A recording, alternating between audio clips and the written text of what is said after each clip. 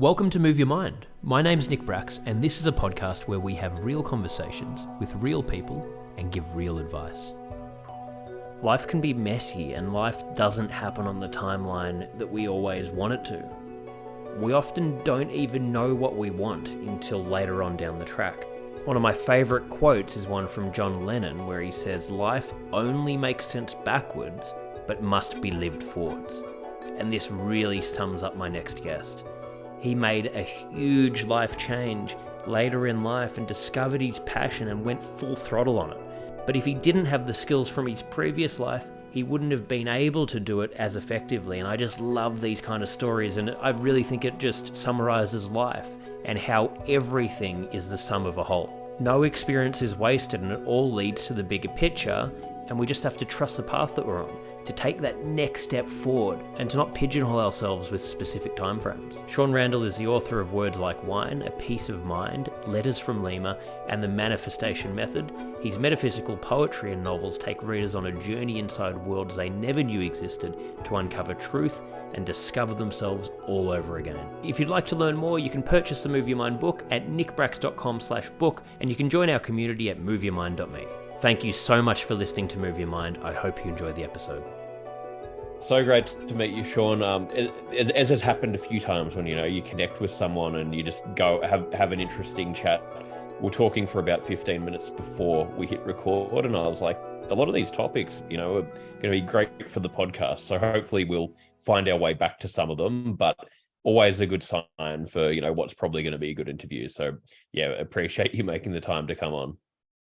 Yeah, well, thank you for having me on. And yeah, it was a great conversation. And I'm sure whatever is meant to be repeated for your audience, we'll get to it. And if we don't, it's because there's other stuff that will be of even more value to them. So it's just about sharing and having an open conversation where we can learn from each other. So I'm all about it.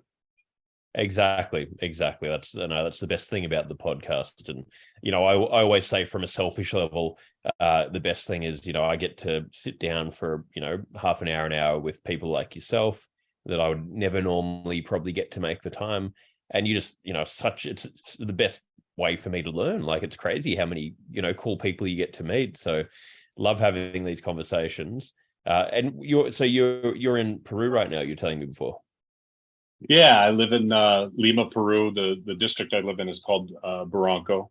So it's this bohemian neighborhood with art galleries and cool restaurants, and it's set oceanside. Lima is up on these elevated cliffs, which is really cool. So you overlook the ocean from kind of the mainland. There's a highway and the beach and all that stuff down below, but so it's beautiful. Yeah, I tremendously blessed with living in a cool city and place, and having spent my whole life in the United States in different areas, but it's transformative to live in a different country and a different culture and learn a different language and all that good stuff. So yeah, Lima is where I'm at. No, it sounds beautiful. And you were telling me earlier about moving there or having this all start happening around the time of the pandemic. And I saw a lot of parallels, ironically, with me going from Vancouver to Australia to your original country in the US, and doing it all during the pandemic, and then meeting someone and personally, having a long distance relationship through all of that and navigating things. So in a very different way, I was seeing, a lot of parallels to what happened. And it's just crazy, in a period of a couple of years, how much life can change, and cool that you're able to navigate all of that, with all this crazy stuff going on in the world. Yeah, well, it's ironic that the crazy stuff in the world is what, at least for me, but I think for the parallel you experience and a lot of people, it shook us up, right? It made us really kind of reevaluate things. And so I told you I came to Lima for vacation in the first week of March, and I met she's my fiance now, but I met someone and fell in love, and just had this tremendous week. And I remember sitting in the airport, and she had given me this leather bracelet that's wrapped into an infinity knot, and I just remember I was feeling all kinds of different emotions. I was euphoric from that. I was sad to be leaving. But I looked down at this infinity symbol and I was like, can that be real? Can that be true? Because this person makes me feel that way. And then I thought, well, why is it that I need this other person to make me feel like that? And then, I did a whole lot of, I'm sitting there like, the people are passing me in the terminal and like their luggage is blurring and my whole life is flashing before my eyes.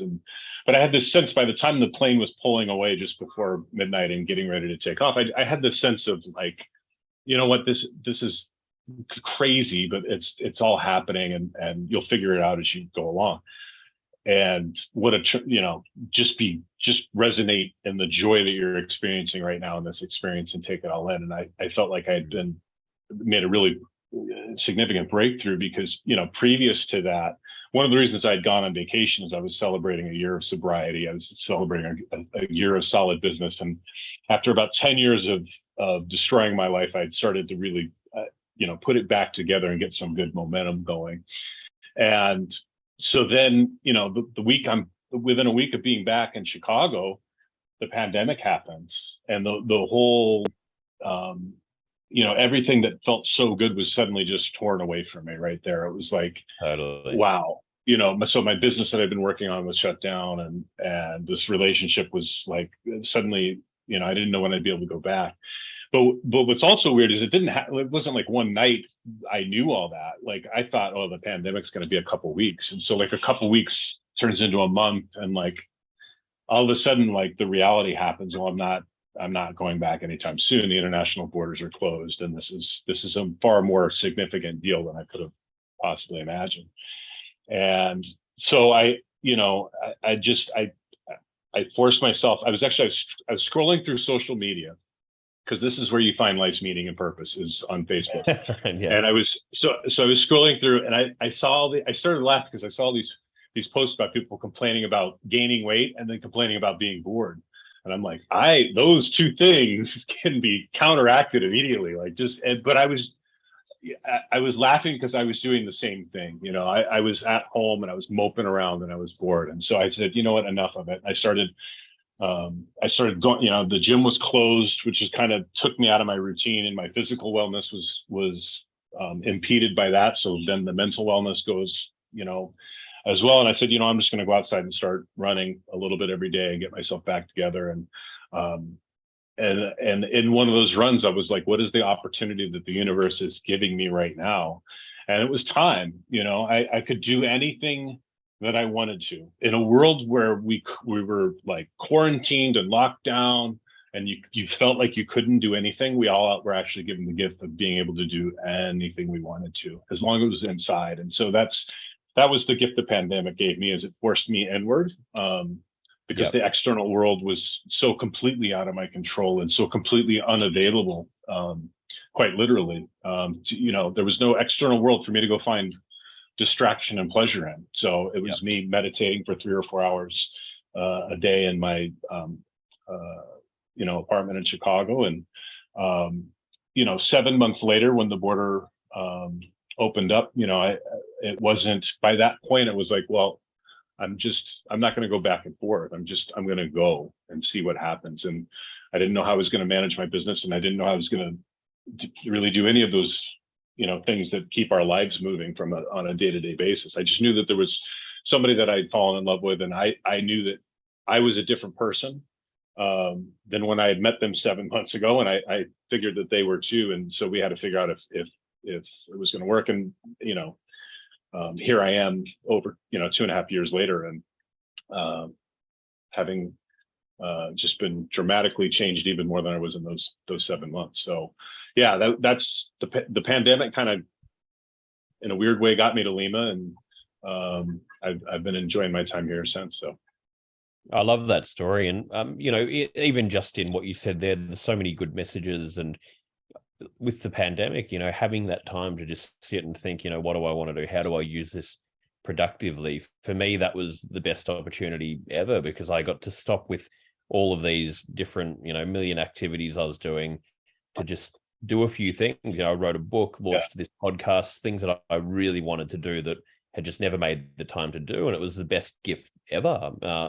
And I think, with your partner, potentially another positive that could have come out of that would have been having to do long distance for that period and just get to know each other without any pressure, without, just on that very base level, without any other ulterior motives. You're not even in the same place. Then you really build that. And I found that with my partner. We met long distance, and for the first 3 months we were talking just over video calls, and just got to know everything about each other with no pressure at all. And then by the time you met, you're like, hang on, I feel like we already know it. Like I just know you. You're just like, it's a very different thing to like and especially how fucked the whole dating world is now. So it's kind of refreshing. Yeah. Well, no, I mean, that resonates so deeply with me. And I've often wondered if the relationship would have been successful had that long distance, being forced to be long distance, um, the way that we were, because the plan I had would have been to go back and forth. I would have had one foot in that relationship, one foot in my business. It would have been very easy at any point along the way where something was kind of going wrong or challenging to be like, you're just biting off too much. You can't. This isn't a realistic thing for you to pursue, and just kind of fall back into normal habits. But you said something really important that I hadn't thought of, is that for 7 months we were doing video calls and getting to know each other. And then when we saw each other in person again, it was the benefit of having a relationship with somebody that you've taken the time to know and knows you, and you've gotten to learn about them. And so you have that kind of gravitas of a relationship, and then you come back and it's new and it's exciting and it's euphoric. And so that's a really magical combination. And it's something that I draw upon all the time. I mean, relationships are hard. I have a tremendous partner that's the reason for the success in our relationship, far more so than me, because of her disposition. It's been such a tremendous influence on me. But that's, I think, the power of a great relationship, is that you can draw upon the connection to kind of rekindle the passion, the excitement. It doesn't, relationships change. The excitement's not always going to be there, nor does it always need to. I mean, it's like anything else. If we were constantly euphoric, that would get boring in and of itself. It's the dynamic that makes it great. But that being said, it doesn't mean that they should lack energy or passion, and that you can't generate it and create it with somebody as well. So I think you triggered that in me, because it was like, I valued the relationship so much by the time I got to the excitement part, which is the opposite of how normally it works. Normally it's like you go through the exciting part, and then hopefully you value it 3 months or 6 months down the road. And find out. But it's so true. It's such a, I think could just talk for hours just on that front, because it's just such an interesting area. And, where I think it's become more difficult than ever in general with, dating apps, with just how fast paced it is. I was living in New York for 2 years, and I was single when I first moved there, and I was watching a lot of my friends, and how the whole dating thing worked. And it was just, this transactional thing. And like you're saying, people on the get-go, okay, what's in it for me? How can I get that high from it? Okay, I'm bored after 2 weeks. What's next? Okay, it's good, but what's next? There's nothing properly built there, and it's just exhausting. And, we get taught through Hollywood films, through music, that it's meant to just be this, euphoric thing from the get-go, happily ever after. And if it's not perfect 24/7, then it's not the right thing. And, like you're saying, you can have that euphoria and all those beautiful things, but at the base, it's about just building, this foundation and, something even deeper and more meaningful and more beneficial than the highs that you get out of it. But you can't build that unless you've got two people willing to, actually do it, actually get to know each other and take their time to do that. And it's actually quite rare to find these days. Yeah. Well, there's a paradox that comes from successful relationships that I've only in this one finally been able to kind of understand better. And that is, to prepare yourself for a relationship, you have to know yourself first. It's impossible for us to truly get to know another person unless we've first known ourselves. Yes. And then you get into the relationship, and you start to realize there's actually no better way for me to learn about myself and who I truly am than through my partner. Like, the stuff that I value when it comes to like meditation and controlling our emotions and directing our creative power and all that stuff. Why do I get fussy when I'm waiting an extra 5 minutes for her, for us to go somewhere? Why do I get anxiety when the Uber is downstairs waiting and she's, just now putting on her shoes? And so because of my relationship to her, I'm able to see these things happen and go, you need to address this, right? And as opposed to like, oh, it's her fault that I'm late for something. It's no, there's a mirror being shown back on you. But I've never been able to do that before. There's a lot of relationships and people that I've dated that did not get this version of myself that would have probably been better served by it. But that's because I was ready. I knew myself by the time I was getting to know this other person. And so I had realized that those things that might be triggers for me from an emotional standpoint, that control my mood, it's not because she's doing something or not doing something. It's because these triggers exist within me and I have to be aware of them and work through them. And I'm fortunate that when I do get triggered and I get fussy or get cranky, she very kindly puts me in my place, and she's just got a joyful disposition that keeps it it keeps it easy to kind of check myself and recalibrate when I need to. So I'm fortunate that she helps me grow in that way. Well, that's the timing part about it. It's like you said, it's that paradox of those two things. And I think it's sort of two people meeting at the right time when they've had their own experiences and they're ready to then grow together and learn from that. And it's, often the timing's not right for that, or one person might be in that place and then the other's not. And sort of like you sort of, but you need that starting point. But it is that thing where, I find that with my partner where before I was in it, I thought, oh no, I've like worked on myself so much and I've got all these, on top of all these things, and so many things come up where you're like, oh, yes, you're right. But I'm like, you're so frustrated because I'm like, oh, you're pointing out something or something's coming to light that I know is a problem for me. I can't hide from it, but it's so frustrating. And then you work through it. And then afterwards you're like, oh, okay, that's actually really good that came to light. But it's hard, but it's a great thing. We really do need that accountability, or that, that mirror put in our face, like you were saying, to highlight that. Well, it's a safe place. A good relationship is a safe place for us to be ourselves, with our strengths and our weaknesses, and be able to really truly openly evaluate. Here are things about myself that I wish were a little bit different, or here are. So it's really not something about myself, right? It's a behavioral pattern that I'm able to recognize that I have and adjust from there. So 100%. But that's, trust and all that other stuff, which is becoming harder and harder to develop when we meet people through an application. And it's not impossible. I met my fiance. We met through an application before we met in person. So there's nothing inherently wrong with that. It's just that it doesn't. The trust has to be built in other ways. So, long distance builds trust. That's another unique facet of it. Is you can't. It really does. Somebody.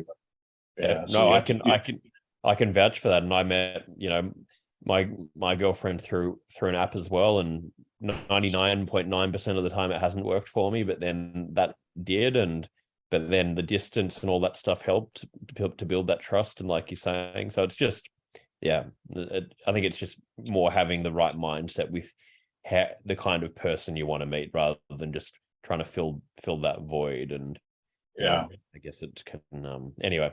So many things to talk about. I think, relationships we could probably talk for a long time about, but I guess we'll put the check in the box on that one. Yeah. Yep. That can be interview number 2. We'll dive deep into relationships. So for the listeners, can we just give them a little bit of a background on you, on like an abbreviated background on you, the work you do, how you got to where you are now, what your business was, what you're doing, just a bit of an overview so they can understand a bit more about you. Yeah. I think I didn't feel it necessarily at the time, but I think my upbringing and young adult life were pretty normal and pretty standard.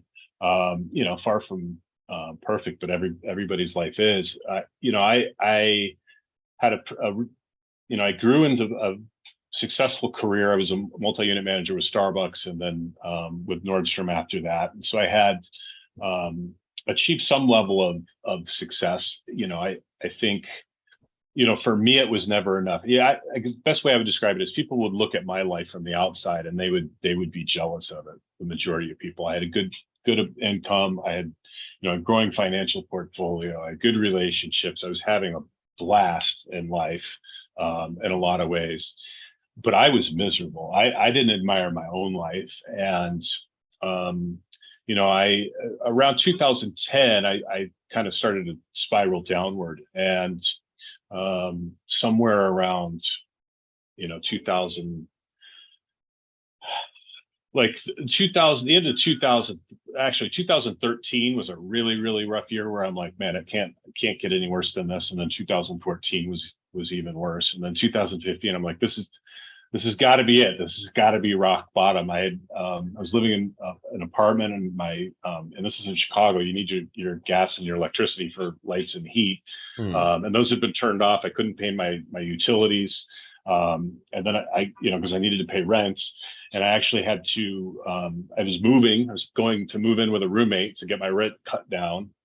So I was borrowing money from friends to pay bills, and I was just struggling to get by. And so I had started a business, but I was also driving Uber to pay bills, and just everything just had kind of crashed down. And I think for me, the dissatisfaction I had with my life when I was successful in a career was that I wasn't really I, I I enjoyed what I did. It wasn't my true calling. I wasn't pursuing who I was Yeah. and doing the things that I wanted to. And so I wasn't aware of that at the time, that that's what was really, I had a suspicion, it would occur to me.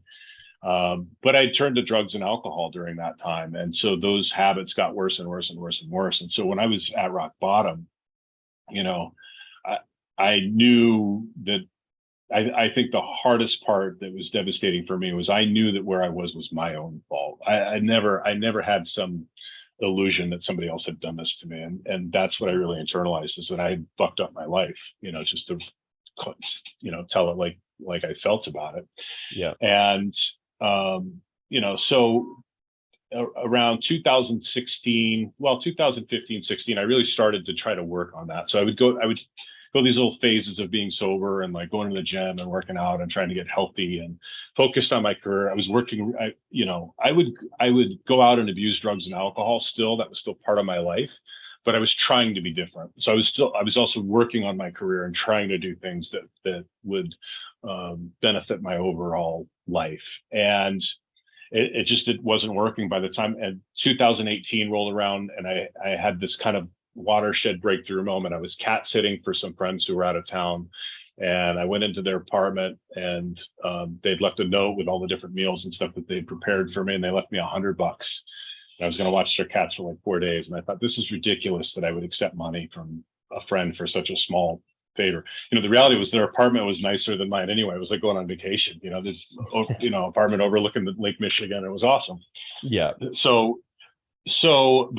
I was planning on having to drive Uber that night, and I was just exhausted. I was working full time in the day and then doing that to keep income coming in while I built my business. And I was Wow. like, man, thank God I can rest and recharge. And then it hit me. I'm like, how have I gotten to a place where $100 is making me cry because it means that much to me. And I just said, this has to stop. I don't know why. I've been trying for like 2 years and my life hasn't gotten better. I need to figure out why. And I also need to figure out how and make a difference. And, that was, to me, that was the day that the work I do now was born. That was April 13th, 2018, where I stumbled into, years after that, I stumbled into manifestation and really taking control of the future of your life and becoming the person you want to be. And it was that day I made a decision. I was going to quit smoking. I was going to quit drinking and quit doing drugs. It lasted for about, I think I made it about 5 months, clean and sober, which no small feat. That's huge at that point. Yeah, at that point in my life, it was huge. And I'd been working out, so I lost a ton of weight. I was feeling better. People were telling me how much better I looked, and my career started to go better. All those things started to fall in place, and I thought, well, I can just have a couple glasses of wine here and there and enjoy myself out socially, out networking, that kind of thing. And a couple times it was fine, and then but the binge drinking and drug use and then a couple glasses of wine. Like, I could go out and have a cigarette while I'm enjoying a glass of wine or a beer. That's fine too. And then suddenly the next day you're buying a pack of cigarettes, and so it's not that you're having a cigarette; it's that you're back to being a smoker and all that. So I wrestled with all that stuff through the end of 2018. By the end of it, I was dealing with vertigo. On a good day, I felt like I had the flu.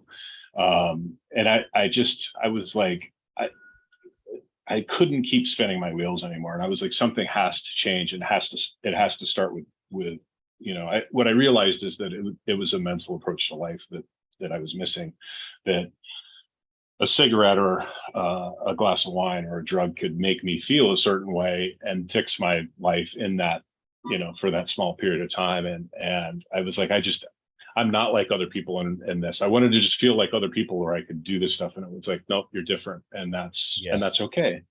Yeah. And so 2019, was the first full year that I was entirely sober, no smoking, drinking or drugs. And I've been ever since. And it changed my life because it empowered me to realize that you can change your life. You can change your behavior. You're truly able to do that. And so through that time period, I started to, I'd always been, for years I'd been reading and personal development and literature and philosophy and stuff like that. And I just started to compile it and put it into stuff that meant something to me. And then, along the way, I decided, it's actually work that I think is worth sharing with other people. And I think the real kind of the up to now part where I bridge it is it helped me become the person that I had always wanted to be. So, this is also during the pandemic. I had this book that I just released into December, Letters from Lima, a novel that I wrote kind of come to me, and I began to work on it in that time period. And I dedicated myself to that work, and that was my third book. And my fourth one, The Manifestation Method, is coming out soon. And so I sit here in front of you today as the same person that I was back then, but I'm doing the things that I love. And so I'm living a life that's true to who I am and who I want to be, frankly. And so that's what changed my life is deciding that I'm going to pursue who and what it is that I want to do. And I'm not going to accept what's on offer from the world around me anymore. And I'm doing that because I know that the empowering thing is I know by being myself that I'm what the universe is using to help other people. And I can't help but help other people when I'm the best version of myself.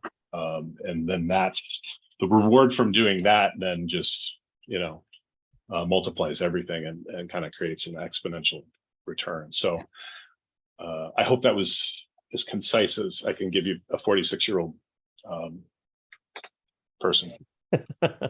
No, that was great. No, thank you so much for sharing that and being so open about it. And a lot of, super interesting, useful things that you mentioned in that. And I mean, I think the message you're saying about just realizing that I'm just going to be myself and I don't have to be the same as other people. And, I resonate so deeply with that one because I've always, similar patterns and had this addictive personality. Actually cut alcohol completely recently and made such a big change because not that I had big problems in the past with binge drinking, but in more recent times, it was more, if it's in my life, so it's not really a problem, but then a few drinks here and there, you have a drink. Okay, it's okay to have another drink. And then you get invited to an event or you're at a family function. You're like, what the hell? Yeah. I just drank 4 nights out of the week when I don't want to really be drinking. And it is slowing me down and making me feel more depressed or whatever. So I think cutting it for certain people is just actually a really good thing if you're that kind of person, and realizing that I need to, be true to myself and create provisions around things, and not do, things, not wait for the perfect time to, go and do the things you want to do, like you're saying, with writing these books or whatever it is, because otherwise you might kill yourself in the process of trying to find the perfect time to do it, or whatever it is, rather Yeah. than just doing it, and within the doing of it just finding a way to make it work. It's like doing it in the reverse way that we're taught to do things. Really, at the end of the day, it's like society's Yeah. like, no, you got to be productive, tick all these boxes, get everything perfect, get everything right before you can have permission to go and maybe do something you're passionate about. It's like, well, okay, but I'm fucking, just my whole life's behind me now and I can't do it anymore. It's like, no, you got to fucking do it now. Like we only have right Yeah. now to do these things. It's the riskiest thing you can possibly do in your life is wait until you can give yourself permission to do it. Just do it, just live how you Yeah. want to live. So I Yeah. really, really love what you're talking about. 100%. Well, and for me, when it comes to that slippery slope of like, well, I'll just drink. I have friends that successfully do this. They just drink on X night a week, Friday or Saturday night, whatever it is. I could never do that. It was always a slippery slope. And Jack Canfield said that 99% is a bitch and 100% is easy. And that's 100, true about it. Yeah. And it's true about everything, whether it's physical exercise, whether it's about, meditation, whether it's about, writing a book, whether it's about anything that it is that you want to do. That if you go 100% to it and make that and just cut yourself off from any other option, all of a sudden it becomes effortless. yes, And so I feel like the power of addiction is that you think that there's something that can transform the way you feel that's outside of yourself, and the power of manifestation that guides me is that there's nothing outside of myself that can change the way I feel, as well as effectively as I can change the way I feel myself. And so my mental wellness and my mental health is dependent solely on what's happening inside. It's not that it's not affected by all the nonsense and chaos that we're surrounded by and live in, but I'm ultimately the decider of what happens. And so to me it's like the same. I just, that analogy of, or that saying that Jack Canfield had of like 99% being a bitch and 100% being easy, it just applies to everything. it's so good. I love that because, Yeah. like, yeah, Yeah. and if I think about any of the times I've been overwhelmed, which is a lot of the time, it's Right. always because you're sort of one foot in, one foot out. It's sort of trying to do this, trying to do that, hoping Yeah. this, hoping that. It's like, it's Yeah. not complicated if you just go, you know what, fuck it, I'm just going for it. I don't know what the fuck's going to happen, but I'm all in. Then it's Yeah. the decision's made. You don't really have a confusion of choice on a daily basis. It's like, this Yeah. is what I'm doing today, and whatever outcome's going to happen is going to happen, but I'm all in. Yeah. Like, it's Yeah. simple. Well, the power you're describing there of letting go of the outcome is essential, because I think particularly when it comes to creative endeavors, which, by the way, I feel like everybody has creative, not everybody, but so many of us have creative endeavors of some kind. A creative endeavor isn't just being a singer or being a writer. Yeah. It's making crafts or providing service or whatever it is that we do individually. And we think, well, I'll do this on the side while I do this other thing that pays my bills and keeps me going. And maybe if I'm lucky, then I'll have that breakthrough, and maybe like I'll be able to pursue my dreams, and then everything will work out and I'll get paid really well to pursue my dreams. But what happens is you don't pursue your dreams by doing this other thing, and then so you never experience abundance doing either one of them. You're halfway in and halfway out. And Exactly. when you jump in that pool of this is my thing that I want to do, what you realize is that the the abundance and the reward that you're looking for at the end of the thing is actually happening to you before you get there. You're actually experiencing, somebody who wants to be rich doesn't want to, they don't want a stack of paper with dead presidents on it. Like that's not what they're looking for. What they're looking for is the feeling of power, the feeling of liberation. If I have a lot of money, I'll be able to do what I want when I want. And wait a minute, we all have that power regardless of having a penny. We all have the power to do whatever we want and experience that liberation regardless of any kind of financial or material things. And that's really hard. That's really scary to let go of those expectations that we all have for our lifestyles and for our personal comforts. Modern life is very, very comfortable. It's a difficult time that we live in mentally, but physically we don't have to, hunt, and we don't have to search for water every day. And so, that creates a whole other set of problems. But, I think that it's realizing that the feeling that we're seeking, whether it's fame or power or achievement or success, there's a lot of noble things, even relationships, right? If I have a great relationship, I'll feel a certain way. And those feelings are available to us before we accomplish or do any of those things. Just by being ourselves, really truly diving into what it is that we want to do. So it's so crazy, isn't it? It's just like we've got everything in the reverse when you're trying to do all these things, make all of this money, do all this stuff just so you can have permission to do what you truly want to do. When if you just did it right now, sure, you might not have all the available resource in the world to have the most luxurious life, but really, are you going to really care about that? That's not really the stuff that makes us happy anyway. Well, and I would, having experienced some luxury in my life, that stuff, those feelings never last. It's never as cool as you like. I don't care where you think you're going to go in the world and what hotel you think you're going to stay at, or what kind of car you think you're going to drive, or what kind of watch you think you're going to wear that's going to make you feel a certain way. It lasts for like a minute and a half. And I'm exaggerating. Some things feel good for a little bit longer, but it never lasts. And you always need more. You always need more and more and more and more and more and more and more. And when you realize that those feelings you're looking for are reside within you just by being yourself and doing the work that you want to do. I mean, I don't think you can experience true abundance or joy by sitting on your couch watching TV all day. Like, I don't think that's not the answer.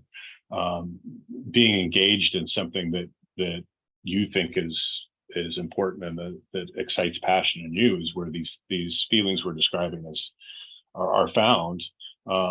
And then you start to, when you receive that abundance of liberation and of creative freedom in your life and the ability to live life on your own terms, you wouldn't trade that for anything in the world. No, there's no amount of money you would give that back or sell that for. No. And I think, and it's interesting. There's story after story after story. We've been.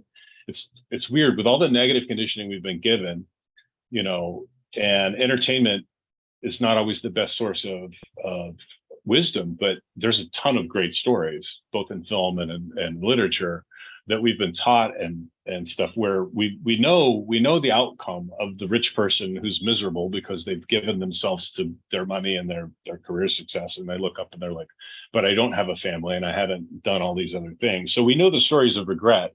It's not surprising to anybody, but we try it anyway. We do it anyway. Yeah. And I have to acknowledge I did it myself for so long. I'm not saying that judgmentally to anybody else who's pursued things outside of themselves. I'm the worst. I'm the most guilty of having done that.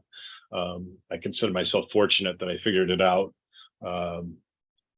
sooner rather than later, I guess. But yeah, well, I mean, and the sad thing is, it's most or a lot of people, it's going to be a very difficult process if they ever do get there. And it's not the individual's fault. This is a, deep societal issue where these things are so ingrained. This is part of the mental health epidemic where, our parents, often the behavior patterns they pass on to us, it's not their fault. They just haven't been taught.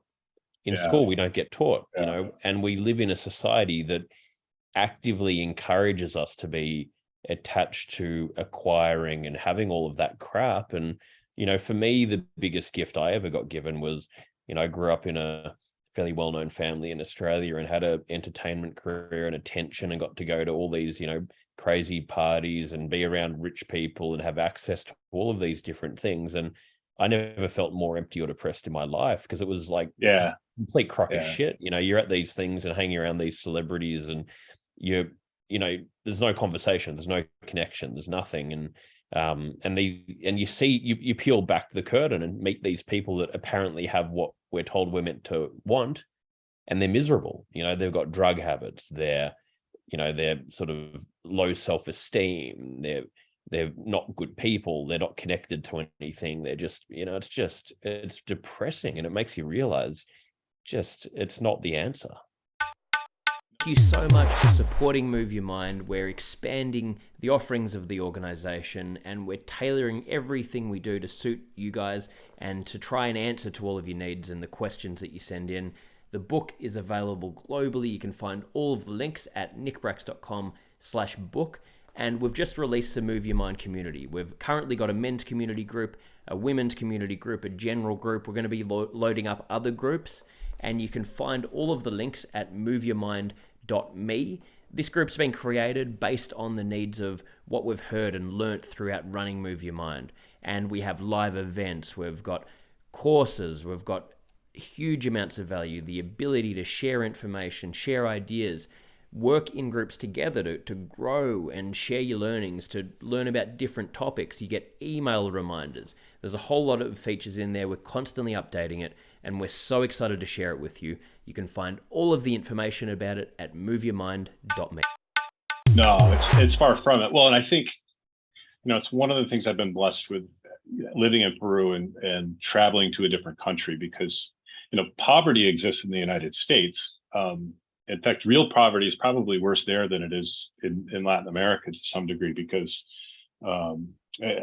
it's a plight of large cities where you have true poverty, that people are really don't have things and are really suffering because of it.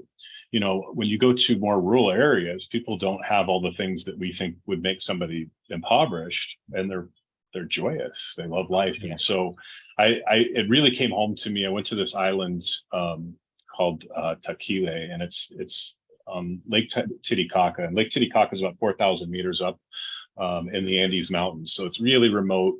It's the Incans believe that this is where, humanity started, and their god Viracocha created life. And, so there's all kinds of cool mystic stories and stuff that you can get into while you're there. But it's the highest navigable lake in the world, which just means it's the highest lake you can take really big boats on. And, so I went to this island, Tequila, and they had no cases of COVID. And during the pandemic, which, is tells you something, right? And the people there were just joyous, and then you still see there was different levels of that, right? There's different personalities. You see different people are more or less happy, but the spirit of the people was happy, and it was engaging. And, they had specific textiles that they made that were true to their culture. And the way that young men courted women there was they would make these woven woolen caps, and they would provide them to the father of the woman that they were interested in. And the father would test the cap by they would turn the cap over and pour water into it. And based on the amount of water that would flow through this was the quality of the hat that the young man had made. And if it wasn't satisfactory, he had a year to learn how to make it better. And then he would come back and represent to the father. And I thought, my God, you talk about the opposite of how we live in the dating world, like just swiping, left and right, like, crazy people. But there's a purity of that way of life, and they don't have material things. I mean, most of the homes on that island do not have running water or electricity. They've got some solar power that they've installed. But the thought of having a TV to them is like there's no inclination that would make their life better. There's no inclination to them that having a cell phone would be better, or a certain kind of car. They don't even have bikes on the island. It's small enough they walk everywhere, but they have these beautifully crafted stone concrete paths that they've all made. And so they have this island that's so beautiful that people like me are traveling thousands of miles, from different countries to come see it. And then we leave that island and we just go back to doing life the way that we've always had in the past. And I certainly have tried to be different about it, and realize that, the things that are seemingly important, the things that I seemingly need to have in my life, they have no bearing on the level of joy or satisfaction that I have in life. That's an entirely different thing altogether. They don't. And I had the same sort of experience. I spent a lot of time traveling around India and a bit of time in Africa, and I'd go and hang out in these small villages with the locals, and you'd see these kids that have literally nothing, and they don't go and find fresh water and food. They're not going to eat, so their whole life is just about, how do we support the community? How do we, just do the fundamentals, get our core needs met? And they're in the street, playing all these games. And, I was hanging out playing cricket with some of them, and you can see in their eyes, they're just so happy.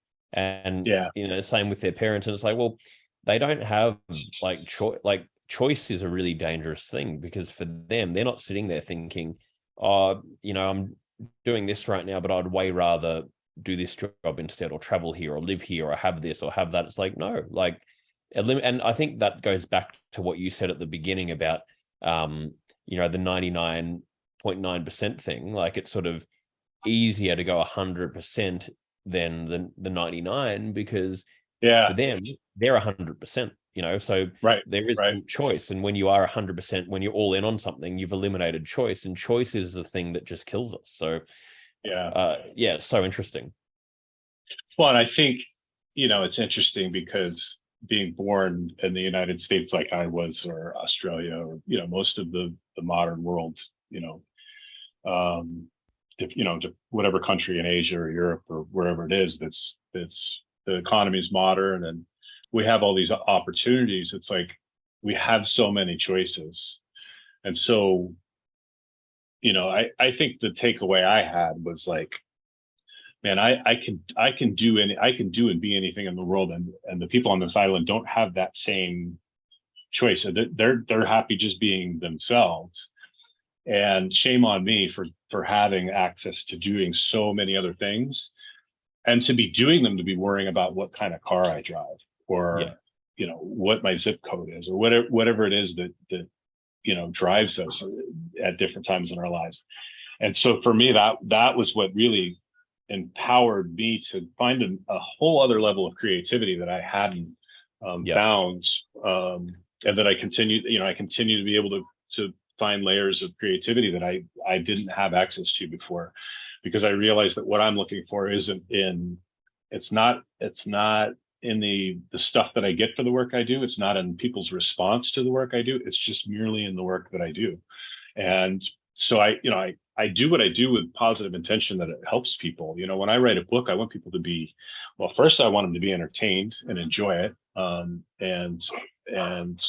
whatever struggles they have in their life, to be able to, that's the beauty of a movie or a book. It's really powerful, right? Is to take a couple hours of your life and be able to kind of pull yourself away from your stress and your worry. So I love that aspect of what I do. And then I hope there's a deeper meaning that people, take away from it. I don't think that entertainment has to be mutually exclusive of finding meaning and learning. So, but at the same time, I can truly say now, and I never would have been able to say this in my life, if that doesn't happen, if that outcome is not achieved, it doesn't prevent me from doing the work that I want to do as best that I possibly can do it, because that has to do with my relationship to myself, and ultimately the relationship I have with the universe. That I was given gifts, and if I don't pursue them as best that I can, that doesn't mean that I'm working hard like a maniac 24 hours a day. I have a very relaxed disposition as I go about my day.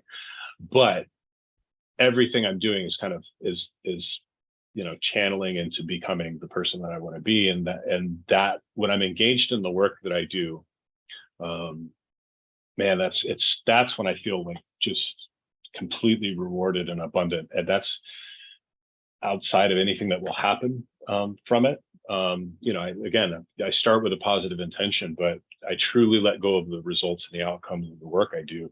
And in doing so, what I've found is that the universe has better intentions for those outcomes than I possibly ever could have. And so that's the joy of doing work well and pursuing something that you're truly passionate about. And the reality is it's difficult to find that in kind of the standard jobs that we're all offered. It doesn't mean that you can't. I know people. I used to work for Starbucks, and I know I'm thinking of one specific person. I won't mention them in by name now. I don't have the permission to do so, but that person is incredibly passionate about coffee. They're incredibly passionate about being able to interact and engage with people, and they truly wouldn't want to be doing anything else any other place. And you see it on their face, and you see it on their joy. And it's actually, it's obviously it's a lower income job. They're not reaping material rewards from it, but they're completely happy and abundant and joyful in every way, shape, or form. So it's not that you can't do a job for a company. Like I think that particularly when we're younger, it's good to find work for other people, and sometimes you find out what you're not good at or what you don't want to do, and that's okay too. And sometimes there is a joy that you find. I mean, there's family members that I have that have followed really traditional 9 to 5 kind of job patterns, and they're tremendously fulfilled and gratified by the work that they do. So it's not that you have to find it in one thing or another, but it's that you don't stop looking until you find it. You don't settle for something that's just okay because it brings a certain income in, or what we do is we trade security, right? That's really what it comes down to. It's like my life is secure. I'm not happy, but nothing really bad is happening, right? I've got my needs provided for, and I've got this social stability that I feel from whatever my job title is, and from the geography and all that stuff. So that's actually, I think that's probably the more damaging endemic nature of the modern world we have is that it's so easy to find something that satisfies you halfway. Yeah. And I guess I feel fortunate that my life kind of crashed and burned. That's really the beauty of it, that the universe gives you what you need before it gives you what you want. And for me, unfortunately, I guess because of the way I'm wired, I had to crash and burn. That's what I needed before I could ultimately get to what I wanted to. I couldn't enjoy the work that I do the way I do now if I had kind of just found it when I was 22 years old. It just, some people can. That's great. I hope everybody does. I think it's possible, but I had to learn the hard way. I'm wired that way, I guess. But totally, and I think a point on that as well is and similar to probably the work I'm doing with I'm sort of with producing scripts for shows, acting, writing stuff. I think if you didn't have all these other life experiences, then what are you drawing on to actually produce the material? So you sort of, it's like life makes sense backwards but has to be lived forward, so you sort of need to go through these stages a lot of the time, right. And you wouldn't trade it, but it makes sense later on because that gives you the depth and the understanding and the experiences and the pain and the joy and everything to be able to draw on to then do the work. Like if I think back to when I was early 20s, I was so naive, insecure, didn't understand myself or the world, and had to have all these bad things happen and mistakes and try things. And if I didn't have that and just got what I thought I wanted then probably would have had a pretty mediocre sort of path, or maybe settled on what you're doing. So it's different for everyone, of course. Like you're saying, some people find that earlier, but I think a lot of the time, it's like really good to have those experiences. Yeah, it's funny because I think, oftentimes people ask, do you have any regrets? And the real answer is yes, because we've all experienced and feel regret. Regret is something you feel. It's not something you have, right? And Yes. so, but I look back, and so it's like, yeah, there's lots of regrets that I have. There's there's people, there's collateral damage from the lifestyle that I lose of people that were hurt emotionally and stuff, and it was never intentional. And so I think, but the reality is, I empower myself now to go, well, don't make all that stuff be for nothing. That was all. That was all. Those people all made some sacrifice as they, collided with the wreckage that your life was, and if you can make something of yourself that makes it worth it, they'll be happy that you did that. And so I think that's, the universe has given us a gift in our crazy and ridiculous existence that we're in, is that we can turn any situation into a positive if we choose to. If we believe that the future outcome can be positive from whatever's happening, it will be. Sure. And we don't see it in real time, but and that goes back to my mantra is the universe gives you what you need before it gives you what you want. Yeah. And so just know that whatever's happening in your life that you're not pleased with is something you need. It's so true. So true. Well, yeah, there's so many other things we could talk about, but before we go into, I've got sort of closing questions. Okay. I was interested, what was the business you were doing when, in that period, the business you were starting when you were going through that difficult time?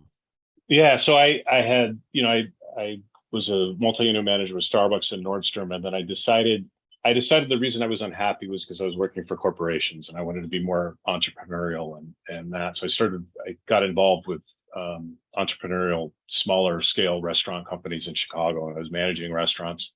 And that's when I really crashed and burned. Was just, the lifestyle was not conducive for good health or mental wellness for me specifically. And so I had met a dear friend of mine. His name's Patrick Ryan, and Patrick Ryan was a real estate agent. And Patrick Ryan decided to kind of just take me under his wing. And he knew we were good friends. He knew what I was going through, and he was one of the few people that knew where I was at, financially, and all the different struggles. And he said, "Hey, I've had this great career in real estate. You should give this a shot." And so he took me under his wing and mentored me, and just spent a ton of time and effort, and was just there for whatever I needed.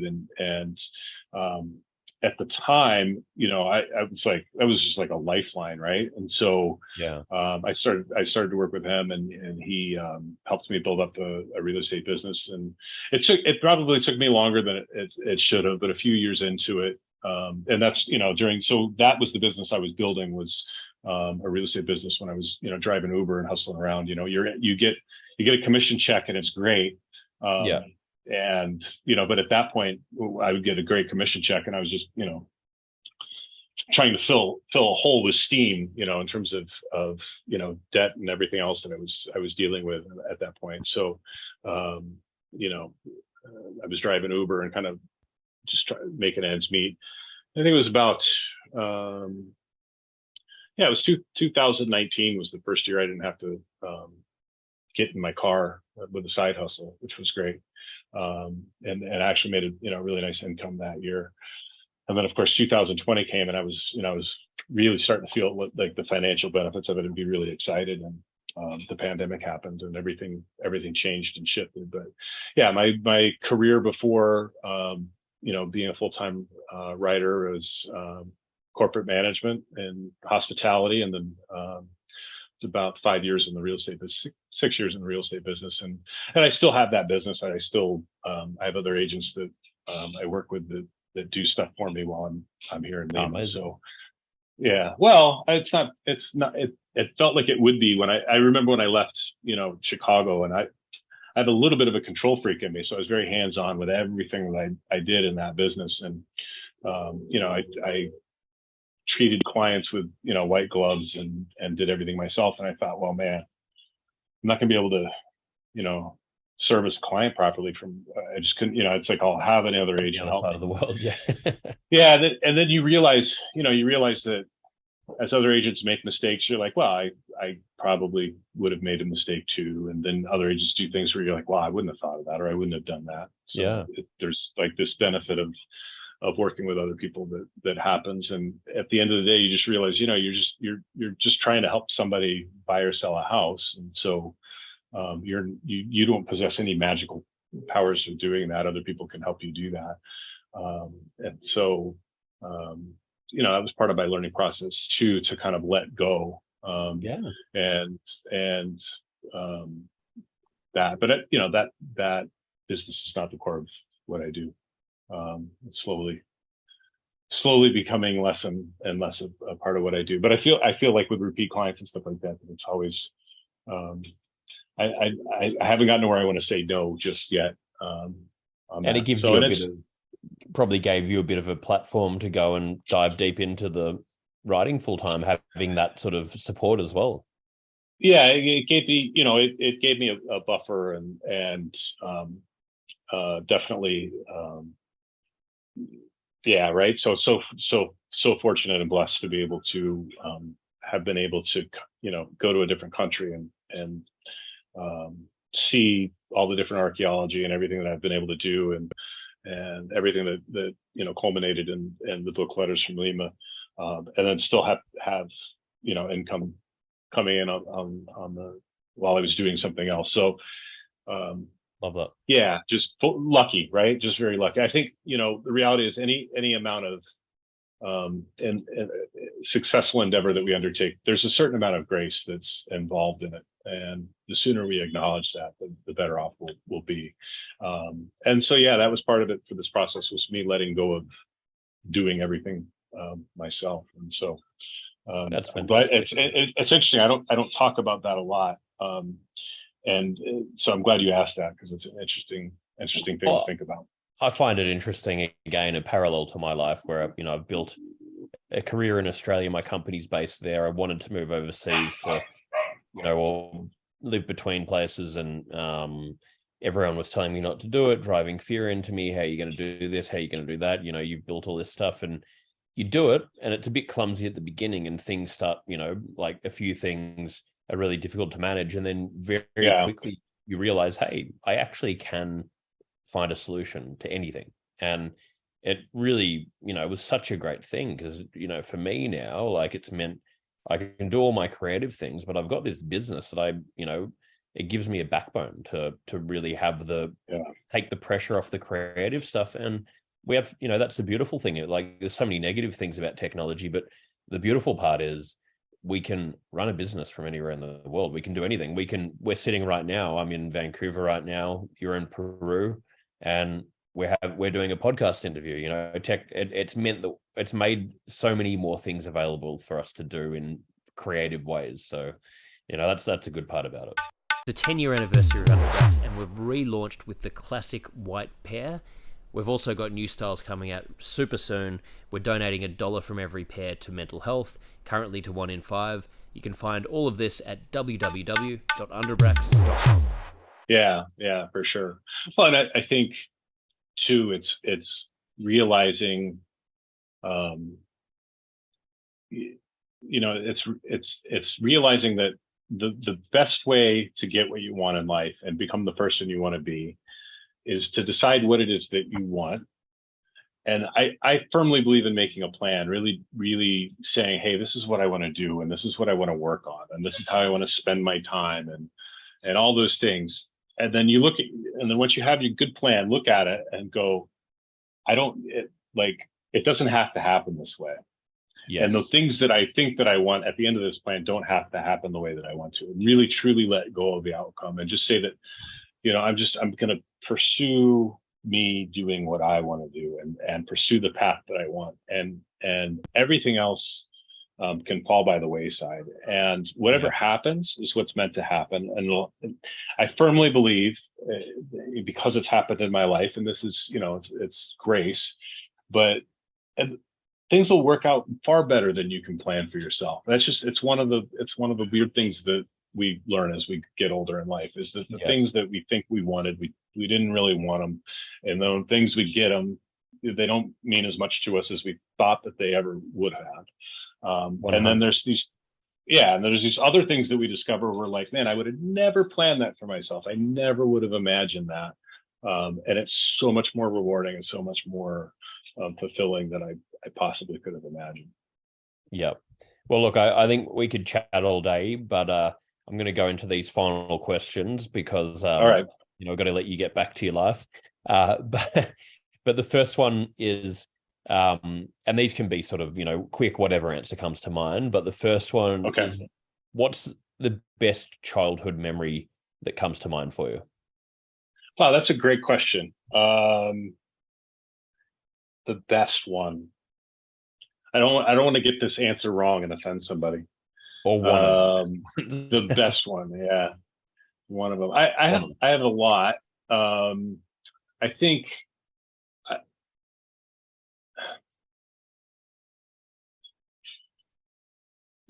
So I'm just going to give a general answer because there's a bunch of different ones from this category flooding. But I had an older brother who was 6 years older than me, and we used to play sports all the time, whether it was baseball or soccer or whatever, or football for those outside of the United States.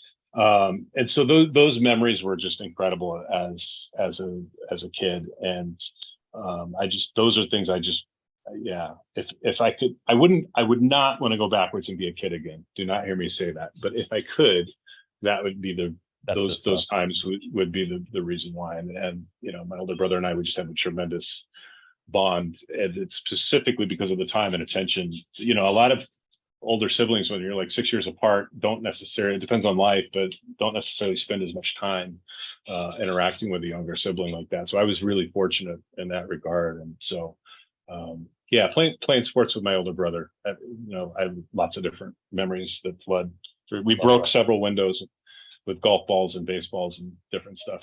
So yeah, that's great. A lot of fun.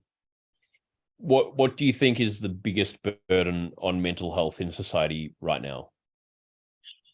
My connection glitched for a minute there. What is say the question one more time? What do you think is the biggest burden on mental health in society right now?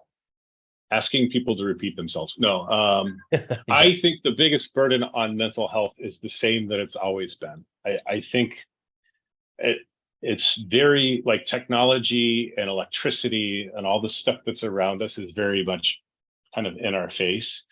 And, the dopamine that we get from our smartphones, whether it's texting or social media, all that stuff, I think that that's just a symptom of the greater problem that's always existed for humanity, and that is that we're looking for something outside of ourselves to provide feelings that we wish to have.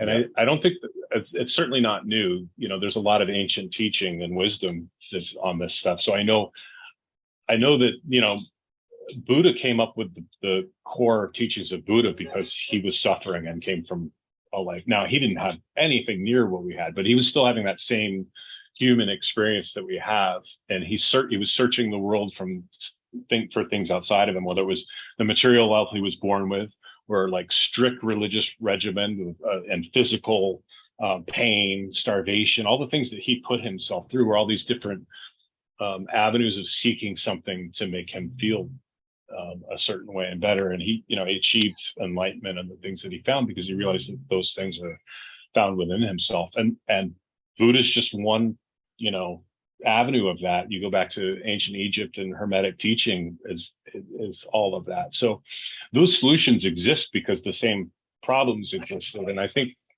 whoever built the pyramids was trying to do something, right? They were working towards something. So it wasn't like they were, distracted by modern technology or whatever, but they were trying to achieve something. And so I think, and you and I were actually talking about this a little bit before we went live, is we have to understand that drive and that desire to find something outside of ourselves it's part of our human experience that actually gets us to really discover who we are and what we're capable of. So there's nothing wrong with it. It's just being able to understand that the things that we think we want to find out there whether it's building pyramids or having a million followers on Instagram, whatever it is that we think will bring us that happiness. That's always been a part of our human condition, and it's what drives us to do the great things that we do. It's what drives us to have great families. It's what drives us to build great communities and take care of one another. But it is not what it's not what provides fulfillment. So it's what allows us to achieve, and then on the same token, it is not what provides us joy. So we have to find what it is that provides us joy, and what provides us joy is understanding that chase and that drive we have for something externally. We need to enjoy it while we're doing it. The joy is found in doing it. It's not found in finishing it. And I think that Alan Watts said that man suffers because he takes seriously what the gods made for fun, and I think that that's the same thing. It's like, look at social media. Like it's a toy. It's a game. That's what it is. If you find some bemusement by it, great. But if your self-esteem is being affected by it, which is, it's programmed to do that now. I mean, we know that now, that the algorithms and so forth that are wired into it are wired to be addictive. They're wired to trigger emotions within us. So now that's not fun and games anymore. And so I think that understanding that we're taking things too seriously that are meant for fun is a huge problem. And then, but the core issue is that we're looking for stuff outside of ourselves as opposed to inside of ourselves. The inner world that we have is limitless. It truly is limitless. Yeah. Every particle that exists in our body is the very essence and nature of the creative force in the universe. And so we can tap into that and access that. And when we try to find stuff outside of that, we lose touch with that. And that's what creates mental unwellness, is that gap that's created. Absolutely. What is your personal definition of happiness? Well, it changes all the time. And I think that the liberty to let it change all the time, I would say is part of my definition of it. I don't know if I have a tight definition of it. I mean, I think so. Happiness can be a very, if I eat a pizza's my favorite food. If I have a great piece of pizza and a great pizza, I found a new place the other day, and man, I was happy. I was satisfied. I felt great about that. That's easy to achieve. Happiness is just literally the serotonin and dopamine, whatever's happening in your body is expressing a good feeling. So I that's how I would define happiness, is just feeling good about something, enjoying something. Yep. Joy and fulfillment, all that other stuff that I think we truly want is a whole other thing. And I think that, how I would define the deeper happiness, which is what I think you're asking me, how I define that is, again, I don't think it's static. For me, it's being free to be myself and understanding that everything that I'm experiencing, is a miracle, right? And so I think we have to keep our soul open to being ecstatic at all times. That's what, and I'm not able to, I don't want to speak with so much authority that people think I have it all figured out, and that I walk around on cloud nine all day. That's not an accurate representation. I think for me, realizing that the joy that I want isn't once I get that, it won't feel nearly as joyful as I think it will. And so that makes me chuckle. That's ironic. And so that's what's happiness for me, is that however life unfolds, being able to enjoy it, and being able to realize that, we're just in completely encapsulated in a miracle. Every single breath that we take is a miracle. So yeah, absolutely. That experience is how I feel about joy. What are you most afraid of?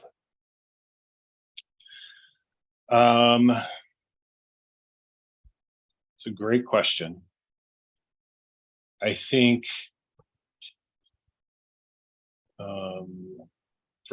for me, what I'm most afraid of, I should be better in touch with that. There's things that I experience fear of. So my pause in answering the question isn't because I don't experience fear. I experience fear all the time about the same things everyone does. I think what I'm most afraid of is that um, the life that I live won't benefit other people. And therefore, if I don't benefit other people, it's because I myself am not valuable. Right. So it's this trick of like, well, I want to help other people, but what it really boils down to is that fear that I'm not worthy and valuable. If I don't do that, then this is not true of myself. That's my biggest fear. That I wrestle with that all the time. That I have to make an impact, and if I don't make an impact, then I've fallen short in some way. So, but again, I think, so fear is on a continuum with courage. Fear and courage are the exact same thing. They're just polar opposites. It's like hot and cold. Hot is not different than cold. It's an opposite experience of the same exact thing. And between that, there's a range of warm and chilly. And so, my biggest fear can be my biggest courage, right? I can transmute that fear that I have about not making a difference in people's lives and not feeling worthy of myself. And I can induce a feeling like love for my partner and just be like, you know what? I love her so much that no matter what happens, I'm just going to be the best version of myself. And all of a sudden that gridlock that we experience with fear gets broken apart. Yeah. And now I'm moving more towards courage, and I'm moving away from fear, as opposed to, being jammed together and locked up in the middle of it. So I think that, whatever our biggest fear is, I'll just wrap up with this. Like, whatever our biggest fear is, it can also be your biggest piece of courage as well. So I'm glad you asked that question, and it made me think about it. Really sort it out. But yeah, no, I love that.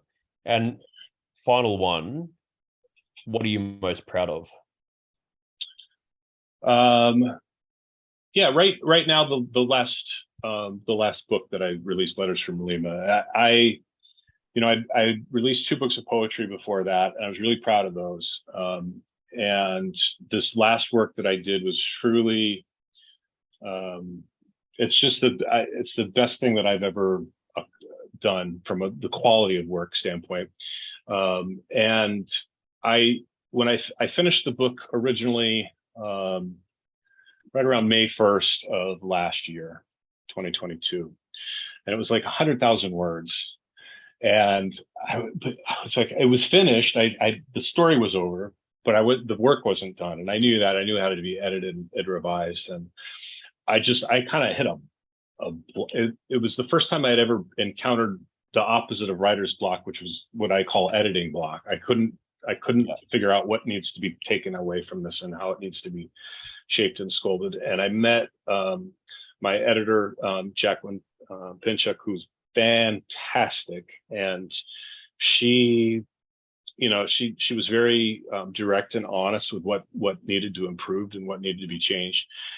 She didn't tell me what to do. She just told me she was able to kind of get me to pull out of myself what needed to happen. And so this manuscript that was originally 100,000 words, it was down to 60. And I would say of that 60,000 words, a quarter of it was new. So it was like this tremendous revitalization of the work. But the story itself and the purpose behind it was the same, and the message behind it was the same. But it got refined, and it got molded and crafted and shaped and fashioned into something that I think is really truly exceptional. And I'm tremendously proud of that work. And it's a pride that I've never really experienced, because in the past, I've been proud of all kinds of things that I've accomplished or succeeded in, but it was like this kind of like egotistical thing of like, I've done something and I feel good about it. And now the pride I feel about that work is I found something in myself I didn't know was possible. And I found a level of creation that I didn't know existed. And so I didn't write a book. I became a novelist, is the way I explain it. And so that is so empowering as I go on with the other work that I'm doing, that it's not pride as much as confidence, right? Is what I have as a result of it. But yeah, no, definitely really proud of that work, and hope that it touches people, and that they enjoy it, and that they can read it. The theme of the book is what we've been talking about today. It's that anything that you want to experience in life, you find it inside of yourself, not outside of yourself.